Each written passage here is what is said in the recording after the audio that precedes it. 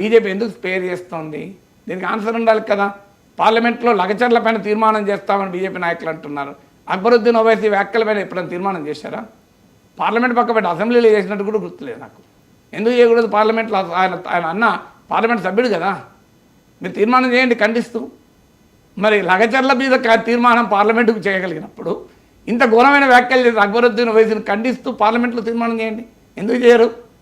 ఏమైనా ఎన్నికల సమయంలో దాన్ని వాడుకుంటారు, తర్వాత వదిలేస్తారు. ఇప్పుడు మా జిహెచ్ఎంసీ ఎన్నికల సమయంలో రోహింగ్యాస్ వాడుకున్నారు. తర్వాత ఇక్కడ రోహింగ్యాల గురించి ప్రస్తావన ఉందా?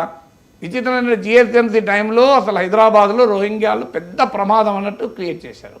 తర్వాత ఢిల్లీలో వాళ్ళ కేంద్ర ప్రభుత్వమే వాళ్ళకి ఇండ్లు కట్టిస్తామని ప్రతిపాదన చేసింది. పెద్ద ఎత్తున ఆర్ఎస్ఎస్ పరివారం నుంచి వ్యతిరేకత వచ్చాక కేంద్ర పట్టణాభివృద్ధి శాఖ వెనక్కి తగ్గింది. నోటిఫికేషన్ ఓపెన్గా నోటిఫై చేశారు రోహింగ్యాలకు ఇల్లు కట్టిస్తామని. సో వాళ్ళు ఢిల్లీలోమో బీజేపీ ప్రభుత్వం రోహింగ్యాలకు ఇల్లు కట్టిస్తుంది, హైదరాబాద్లోమో రోహింగ్యాలు ఉపయోగించుకుంటారు. ఇది ఎన్నికల కొరకు కాదా? అందువల్ల మీకు నిజాయితీ ఉంటే, హిందువుల పైన ప్రేమ ఉంటే, అసలు సమాజం పైన ప్రేమ ఉంటే, ఇలాంటి హిందువులు ముస్లింలతో కూడా సంబంధం లేదు, రెండు మతాల మధ్య విద్వేషాలు రెచ్చగొట్టే వ్యాఖ్యలు ఎవరు చేసినా అది హిందూ నాయకుడా ముస్లిం నాయకుడా సంబంధం లేదు. ఇలాంటి వాటిని మీరు తీవ్రంగా చర్యలు తీసుకోవాలి కదా. పవన్ కళ్యాణ్ లేఖ రాయమనండి మోడీకి. జనసేనకు చెందిన 2 ఎంపీలు ఉన్నారు, పార్లమెంట్లో తీర్మానం పెట్టమనండి. బీజేపీ ఎంపీలు ఉన్నారు, హైదరాబాద్లో ఎంపీలంతా బీజేపీ కదా. మీకు చేవెళ్ళ, మల్కాజ్గిరి, సికింద్రాబాద్ 3 ఎంపీలు బీజేపీ కదా. మరి ఇంత ఘోరమైన మాటలు అన్న నాయకుని పైన మీరు ఎందుకు చర్యలు తీసుకోరు? సో అట్లీస్ట్ ఆ చర్యలు తీసుకోమని ఎందుకు అడగరు? మాలాంటి వాళ్ళకి గొంతు చించుకొని అడుగుతున్నాం కదా.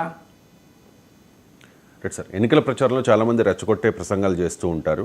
సో ఎంఐఎం వెర్షన్ ఏంటంటే పవన్ కళ్యాణ్ హైదరాబాద్ను ఇన్సల్ట్ చేసేలా మాట్లాడారు అని చెప్పేసి, దానికి CP Hyderabad city police CV Anand ఒక రీట్వీట్ చేశారు. Sir, we're taking legal opinion on how to proceed future on this అని చెప్పేసి. నిజంగా పవన్ కళ్యాణ్ మాట్లాడిన మాటలు ఇబ్బందికరమా?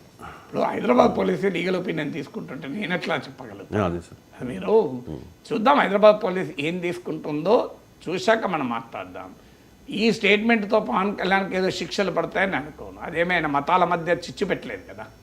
ఆయన హైదరాబాద్ పాత బస్తీ నుంచి వస్తున్న నాయకులు, అందుకే ఆయన ఏమన్నాడు అనేది కరెక్ట్గా చూడాలి అని చెప్పేది. అందుకే ఇప్పుడు ఆయన ఏమన్నాడో కరెక్ట్గా మీకు తెలియదు, నాకు తెలియదు. అక్కడ ఏమన్నాడో అవునా కదా, మీకు తెలుసా ఆయన ఏమన్నాడో? తెలియదు. హైదరాబాద్ నుంచి వచ్చిన వాళ్ళు ఇక్కడి సంస్కృతిని పాడు చేస్తారు. మరి మీరు 15 నిమిషాలు కూడా ప్రస్తావించారు. అది ఆంధ్రజ్యోతిలో వచ్చిన కథనాన్ని ఎక్కడ వచ్చిందో నాకు తెలియదు. ఇప్పుడు ఆయన ఏమన్నాడో మనకు తెలియదు. అన్నదాని ఫుల్ వీడియో ఉంటే నేను కామెంట్ చేయగలుగుతాను లీగల్గా అవుతుందా లేదా అని. కేవలం హైదరాబాద్ పాత బస్తీ నుంచి వచ్చిన కొద్దిమంది మీరు ఇక్కడ సంస్కృతి చెడగొడతారంటే అదేం కేసు అవుతుంది? ఎందుకు ఎత్తు కేసు? హైదరాబాద్ను అవమానించినట్టు ఎందుకు అవుతుంది? అది క్లియర్గా అర్థమవుతుంది కదా ఎంఐఎం నాయకులను ఉద్దేశించి అన్నది. హైదరాబాద్ మొత్తం